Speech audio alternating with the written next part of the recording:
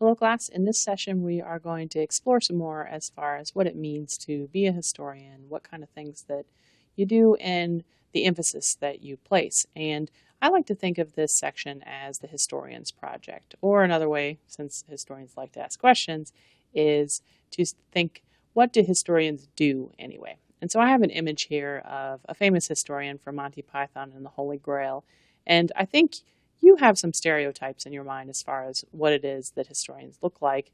Maybe this is one of them, as far as having a keen fashion sense and wild hair and very excited about what you do. And of course, historians are a broad number backgrounds, people, the kind of ways that they approach history is different. And that's a great thing for the field, because it means that when they pose questions, which is what historians do, they're going to pose different ones.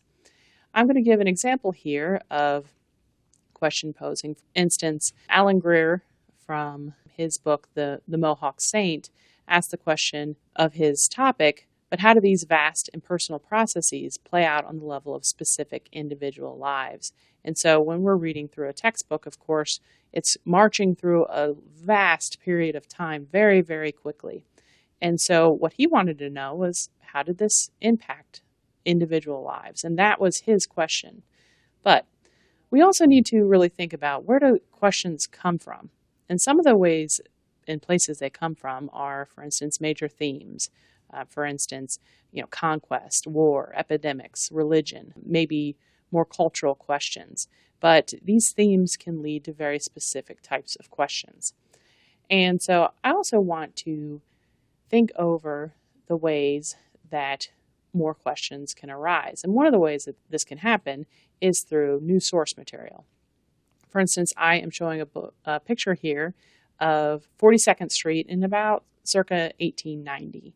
And this came from the New York City Department of Records. They have 2.2 million images, and over 800,000 of these have been digitized. This becomes digitized more and more frequently. What this means is that more and more people have access to this, not just historians who have the funds to go to New York City and look at these items, or anyone else who wants to go in and look at archives, but anyone who can access digital archives, which pretty much is almost the entire population now that the internet has exploded in use. Some of the images that come from this are not just 42nd Street in New York City, where we see a couple of girls walking down the street in 1890 clothing, but also things like maps from the New York Board of Education in 1926, or this image of Theodore Roosevelt High School in the Bronx in 1930. And so you get images that go along with something like, for instance, someone could use this about how education looked like in the 1920s and 1930s.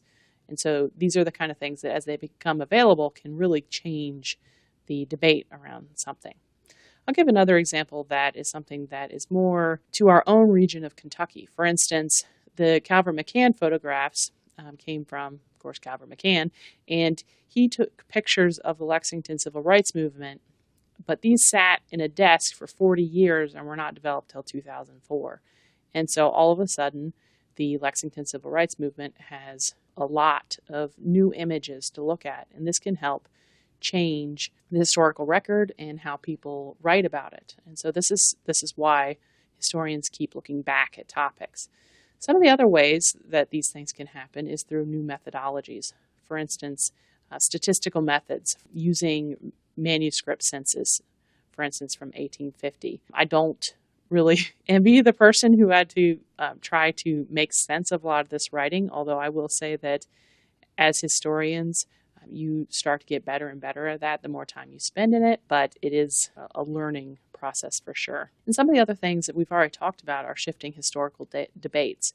For instance, the 1950s and 60s, there were a lot of revisionist history, or going back and looking at the same topics in a different way.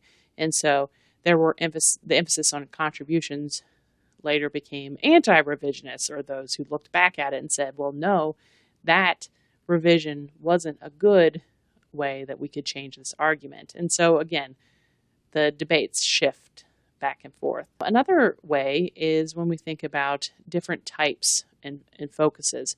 For instance, it's been really common in history of what you consider big man or big name history. And so there was this movement in the 20th century to do history from the bottom up, basically what was happening in the common man. So there's an image here of a 1943 Texas creosoting plant worker. And you can kind of think about this as maybe another Rosie the Riveter. Maybe you've seen those from the World War II era, that kind of iconic image. Well, this is one that is from the bottom as far as it's coming from workers, but not only workers, but a part of the South, and kind of bringing up a new debate into it as far as this being an image that isn't cleaned up. It's not someone who is wearing lipstick, making a pose to the camera, but is just actively working hard labor during the war. And so a lot of these images or different approaches can really change how we approach history.